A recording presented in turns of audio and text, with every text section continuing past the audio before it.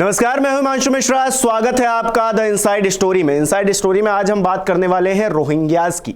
जी हां, रोहिंग्यास की, जिसको लेकर काफी राजनीतिक बवाल भी इस देश के अंदर पहले मच चुका है। सीएए को लेकर प्रोटेस्ट हुए और तमाम तरह से जो सियासत है वो हुई है। एक बार फिर से रोहिंग्यास चर्चाओं में है, और चर्चाओं में इसलिए है क्योंकि हरदीप सिंह पुरी, जी हां, शहरी और विकास मंत्रालय के वो मंत्री हैं, उन्होंने एक ट्वीट किया और कहा कि हम ईडब्ल्यूएस के जो फ्लैट्स हैं उसमें इन रोहिंग्यास को बसाएंगे, उसमें शिफ्ट करेंगे।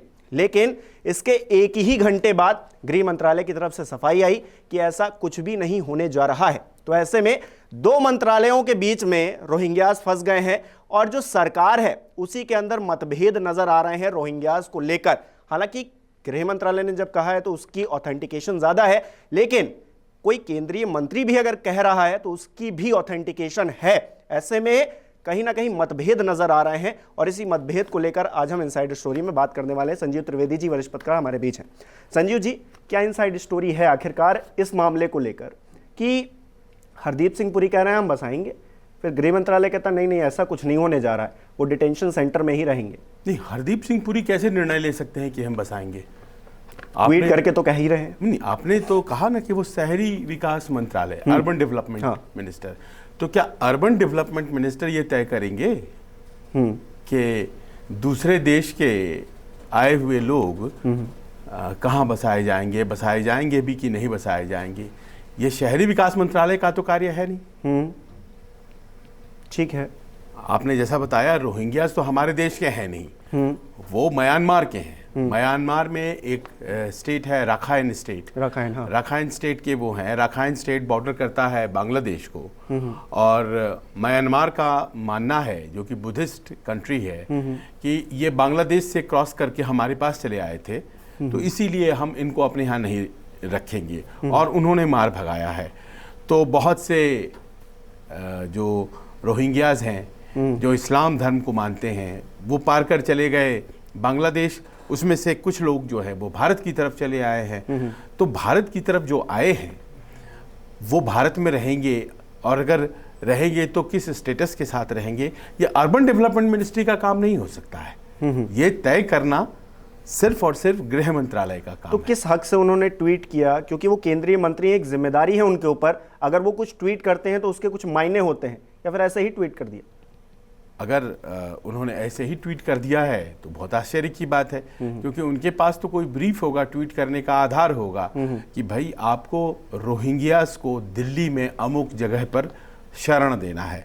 अब रोहिंग्या हमारे देश में हमारी सरकार कहती है कि इलीगल फॉरेनर्स हैं, तो इलीगल फॉरेनर्स को कहीं पर फ्लैट दे करके और उन्हें तमाम सुविधाएं देने का जो प्रयास है, ये तो इलीगल फॉरेनर्स के लिए नहीं होता, ये रेफ्यूजीज़ के लिए होता है। और यूनाइटेड नेशन के नियमावली में इलीगल फॉरेनर्स, रेफ्यूजीज़, इन सबों के को मिलने वाले जो सहूलियतें हैं अलग अलग हैं। और जिन सहूलियतों की बात कर रहे हैं हरदीप पुरी साहब, वो तो रेफ्यूजीज़ को मिलती हैं। रेफ्यूजीज़ अगर रिकग्नाइज किया गया है किसी को, जैसे मान लीजिए कि कुछ तिब्बतन शरणार्थी हमारे यहाँ हैं, तो तिब्बतन शरणार्थियों को हम शरणार्थी का दर्जा देते हैं, रेफ्यूजी का दर्जा देते हैं, और फिर उन्हें वो तमाम सुविधाएं देते हैं जो एक रेफ्यूजी को मिलनी चाहिए, जो यूनाइटेड नेशन तय करता है। बट रोहिंग्या हमारे यहाँ कोई रेफ्यूजी स्टेटस नहीं है उनका, और वो करीब 1000 या उससे थोड़ा ज़्यादा दिल्ली में रहते हैं। करीब 18,000 रोहिंग्यास हमारे देश में इस वक्त हैं, और वो फैले हुए हैं जम्मू कश्मीर से लेकर हैदराबाद तक। कई जगहों पर वो छोटे छोटे कार्य कर रहे हैं, और अपने आप को वो बंगाली बोल देते हैं और कहते हैं कि हम बंगाल से आए हैं और हम यहीं के हैं, लेकिन दरअसल वो रोहिंग्यास हैं। और कई बार बहुत सी जगहों पर कुछ क्रिमिनल एक्टिविटीज़ भी उनके द्वारा संलिप्तता उनकी पाई गई है। और जो हमारे यहाँ की मुस्लिम बिरादरी है वो भी उनको बहुत एक्सेप्ट करती है, ऐसा नहीं है वो बाहरी है। तो उनका अपना एक हिसाब किताब है, लेकिन अचानक से ये ट्वीट पढ़ के सबों को बहुत आश्चर्य हुआ। क्योंकि बीजेपी हमेशा से ये कहती आई है कि ये जो रोहिंग्या मुसलमान हैं वो यहाँ आकर एक तो घटनाओं में शामिल हो रहे हैं, जो वारदातें हो रही हैं उसमें शामिल हो रहे हैं, दूसरा यहाँ का रोज़गार खा रहे हैं, दूसरा यहाँ पे क्रिमिनल एक्टिविटीज़ हैं उसमें कहीं ना कहीं पार्टिसिपेट कर रहे हैं, तो इसलिए इनको यहाँ पे नहीं होना चाहिए, इनको अपने देश वापस भेजा जाना चाहिए। लेकिन हरदीप सिंह पुरी इस बीच ट्वीट कर देते हैं, सारा हंगामा इसको लेकर हो जाता है। 40,000 के करीब बताए जाते हैं, जो सरकार भी आंकड़ा बताती है, कहीं पर 18,000 से 40,000 के बीच में ये आंकड़ा बैठता है कि पूरे देश भर में रोहिंग्याज हैं। उनको आइडेंटिफाई अगर हमको करना होगा तो हम कैसे करेंगे, क्योंकि हमारे पास कोई टेक्निक नहीं है। एक दो खबर मैंने ये भी पढ़ी, सोशल मीडिया पर भी ये चल रहा था कि ये जो रोहिंग्याज हैं ये अपनी आइडेंटिटी बदल रहे हैं, ये अपना धर्म बदल रहे हैं। तो ऐसे में अगर ये बदल जाते हैं तो हम इनको आइडेंटिफाई कैसे कर पाएंगे, ये भी एक सरकार के सामने बहुत बड़ा सवाल है। क्योंकि कहा जा रहा है कि मदनपुरा खादर यहाँ पर 1100 के करीब रोहिंग्याज हैं। तो ये तो चलिए आइडेंटिफाई हैं, लेकिन जो आंकड़ा दिया जा रहा है 40,000 का, उसको हम आइडेंटिफाई कैसे करेंगे कि ये बाहर से आए हुए हैं, कैसे आइडेंटिफाई करेंगे? सरकार के लिए एक बहुत बड़ा सवाल है ये।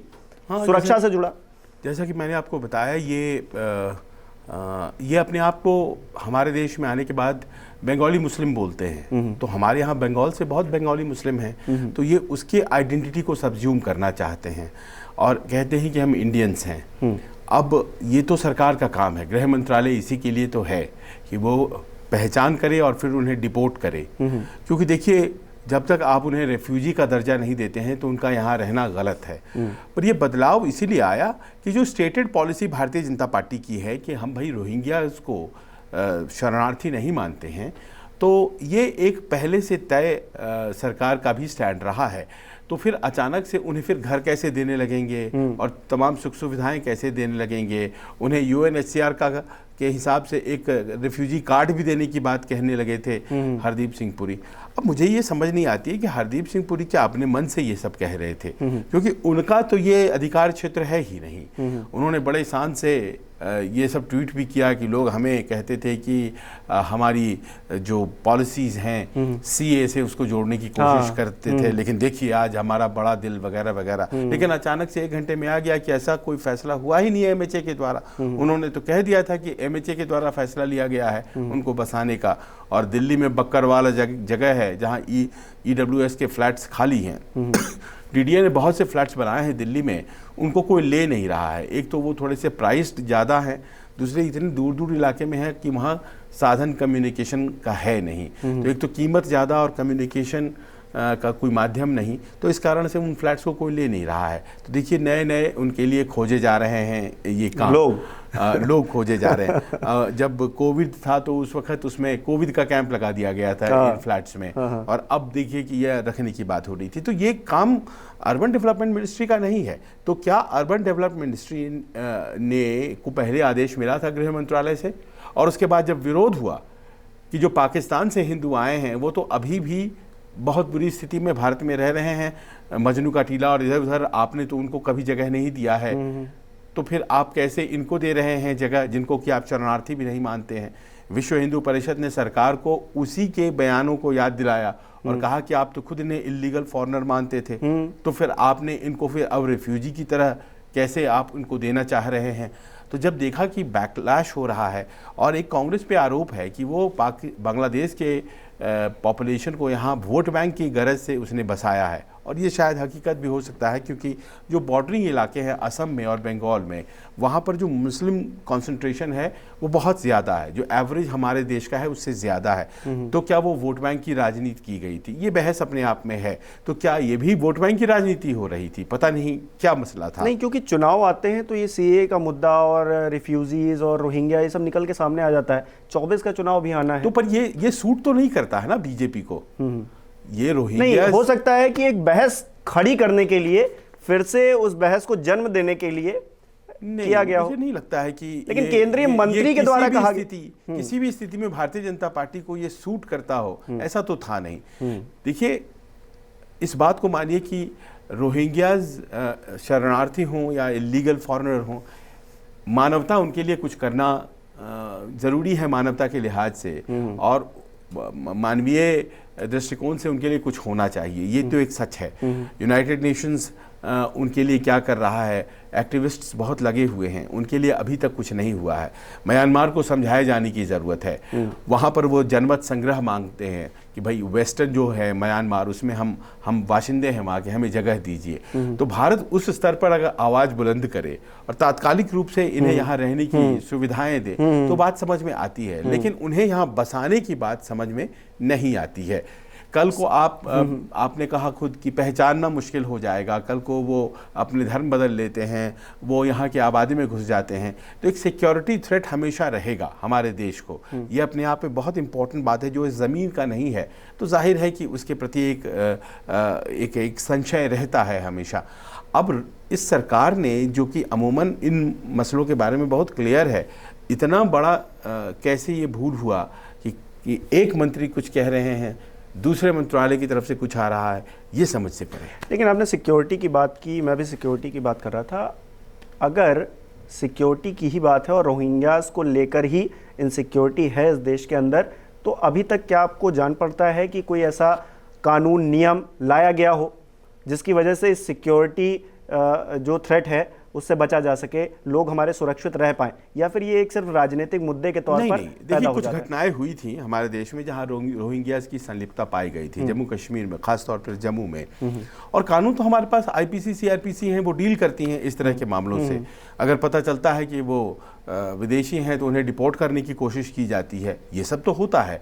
हमारे यहाँ एक बढ़िया तंत्र है आंतरिक सुरक्षा को जो देखता है, इंटरनल सिक्योरिटी को, तो वहाँ कोई दिक्कत नहीं है। दिक्कत इस बात को लेकर है कि रोहिंग्या यहाँ पर हमारे देश में शरणार्थी हैं या इलीगल फॉरेनर हैं, और अवैध विदेशी अगर हैं तो फिर इनके साथ करना क्या है। आपको जानकर दुख होगा कि उसमें ज़्यादातर बच्चे हैं जो डिस्प्लेस हुए थे। 2017 में उनके ऊपर हमले हुए म्यांमार की सरकार के द्वारा, वहाँ के फौजियों के द्वारा, और फिर वहाँ से वो भागे। उसके पहले उनके ऊपर सन 78 से उनके ऊपर हमले होते चले आ रहे हैं, और हर बार जो डिस्प्लेसमेंट होता है उसमें सबसे ज़्यादा बच्चे उसके ब्रंट को झेलते हैं। तो ये भी बहुत सामान्य स्थिति नहीं है। आखिरकार वो भी आदमी हैं और उनके लिए भी कोई ना कोई व्यवस्था होगी। भारत एक बड़ा देश है।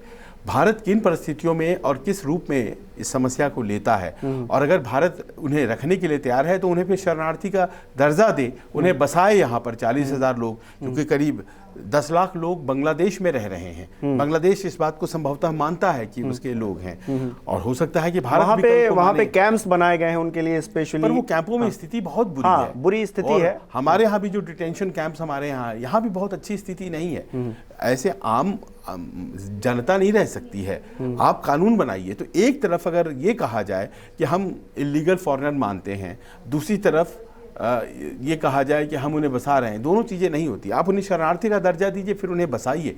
सब लोग चाहेंगे इस बात को कि इतना विशाल देश है तो चलिए 15-20 हज़ार या 25 हज़ार लोग इसमें और घुसेंगे, लेकिन क्या आपने पॉलिसी बनाया है उस बारे में, और क्या ये ज़रूरी है हमारे देश के लिहाज से।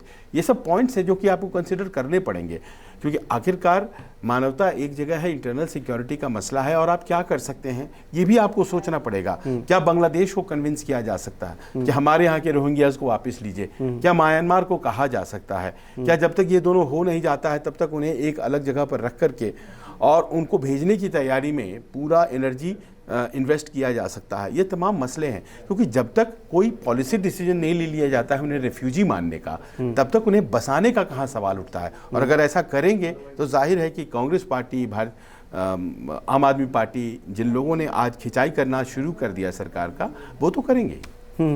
हरदीप सिंह पुरी को लेकर क्या कहेंगे? उनका अगला कदम क्या हो सकता है? वो माफ़ी मांगेंगे क्या?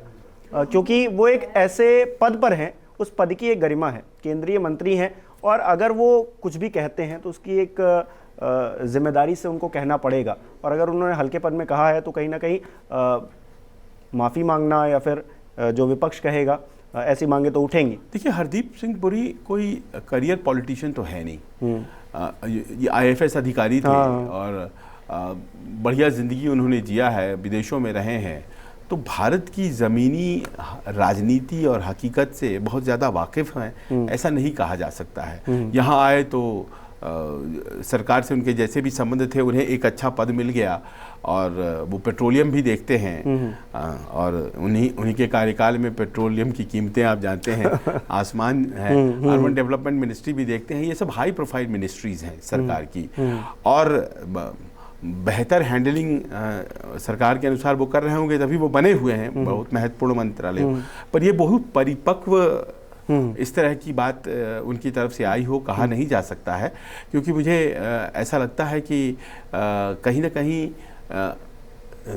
ये फैसला होने के बाद उन्हें गृह मंत्रालय को बताना चाहिए था, क्योंकि वो केवल अर्बन डेवलपमेंट मिनिस्ट्री नहीं है बल्कि एक फॉरेन सर्विस के करियर डिप्लोमेट रहे हैं और ये शायद उनकी गलती हुई है कि उन्हें बताना था कि साहब जब तक कि आप इन्हें प्रॉपर रेफ्यूजी नहीं मान लेंगे तब तक आप इन्हें बसा नहीं सकते हैं। आप इलीगल फॉरेनर मान करके इनको कहीं रहने दे सकते हैं, चलिए वो ठीक है, लेकिन अगर आप इनको बसाने की बात कर रहे हैं कि बकरवाला में जो EWS DDA के फ्लैट्स हैं वहाँ हम इनको बसाए जा रहे हैं और ये हमारी सरकार की उपलब्धि है, तो फिर एज ए डिप्लोमेट आपको बताना चाहिए कि इनको रेफ्यूजी स्टेटस पहले दिया जाए, उसके बाद ही इनको बसाने की बात हो। ऐसा उन्होंने शायद जानकारी नहीं दी गृह मंत्रालय को, और गृह मंत्रालय ने अगर मान लीजिए तय भी किया था कि इन्हें हमें एक जगह देना है हमें, तो ये सारी बातें इनपुट्स उनको चाहिए थी कि वो पहुंचाएं, क्योंकि गृह मंत्रालय इंटरनल सिक्योरिटी देखता है, वो डिप्लोमेसी, रेफ्यूजी में क्या क्या क्राइटेरिया होती हैं इस बारे में बहुत ज़्यादा उनके पास जानकारियां शायद ना हो। तो यहाँ कहीं ना कहीं ऐसा लगता है कि क्लियरिटी इस चीज़ को लेकर भी नहीं हो रही है, क्योंकि गृह मंत्रालय ने कहा कि दिल्ली सरकार को हमने कहा था कि जहां पर रोहिंग्याज रह रहे हैं उसको डिटेंशन सेंटर घोषित किया जाए, लेकिन दिल्ली सरकार ने ऐसा नहीं किया है। केंद्र का मसला है, ये दिल्ली सरकार का मसला है, कुछ क्लियरिटी नहीं हो पा रही है। जानना चाहेंगे कि आखिरकार ये क्या दिल्ली में आकर वो बस गए, उनकी जिम्मेदारी कोई नहीं ले रहा है, कोई ले भी नहीं सकता है। लेकिन एक फैक्ट ये निकलकर सामने आया, भी कुछ दिन पहले बैठक हुई, उसमें कहा गया कि दिल्ली सरकार हर महीने 7 लाख रुपए जो उनके कैंप्स लगे हैं, जो भी वहाँ पे वो लोग रह रहे हैं, उस पर खर्च कर रही है। दिल्ली सरकार 7 लाख रुपए खर्च कर रही है। ऐसे ही खर्च नहीं हो रहे हैं ये पैसे, ये जा रहे हैं तो कुछ ना कुछ तो बात हैं, यहाँ पे रह रहे हैं, जाहिर है खर्च हो रहा है, लेकिन इसके अलावा आप और बेहतर उनको सुविधाएं, बिजली, पंखा, ये सब लिखा हुआ है जो देने की बात हो रही थी। एक फैन दिया जाएगा, बिजली और पानी दिया जाएगा, घर दिया जाएगा। तो हमारे कितने लोग हैं जो बेघर हैं अभी हमारे देश में, तो फिर उनको क्यों नहीं दिया जाएगा? देखिए ये सब बहुत स्वार्थ का प्रश्न नहीं है, स्वाभाविक प्रश्न है कि बेसिक ह्यूमैनिटीज हमारे देश में सभी लोगों को मिल जाए, फिर हम दूसरे देशों की चिंता कर लेंगे। बिल्कुल बिल्कुल। तो ये मसला वहां जाकर के टिक जाता है। ये मसला बड़ा दिल करने का नहीं है, ये मसला कहीं ना कहीं टेक्निकलिटीज में फंसा हुआ है। और ऐसा लगता है कि एक मंत्रालय या दूसरे मंत्रालय के कन्फ्यूजन की बात नहीं है, कन्फ्यूजन है कि रोहिंग्या हमारे देश में स्टेटस उनका क्या है, उस स्टेटस को डिफाइन किए बगैर कोई नई बात सामने आ गई और उसको भारतीय जनता पार्टी और VHP कोई अलग विचारधारा नहीं रखते हैं, लेकिन आज VHP ने बहुत धमाकेदार विरोध किया और शायद यही वजह है कि पीछे हटना पड़ा। लेकिन कुल मिलाकर पुरी साहब जिस बात को कहते हैं उस बात को कवर करते हुए गृह मंत्रालय सामने आता है, वो दिल्ली सरकार पे डाल देता है। तो ये कवर जो नहीं किया, उसने साफ मना ही कर दिया। हाँ, मना तो कर दिया से वो बचे सफाई दी एक तरह से उस मामले पे, और दिल्ली सरकार को इसमें घसीट लिया। हाँ, दिल्ली सरकार भी बहुत इसमें साफ सुथरी है नहीं कह सकते हैं, लेकिन देखिए दिल्ली सरकार के परव्यू के बाहर की चीज़ें हैं ये।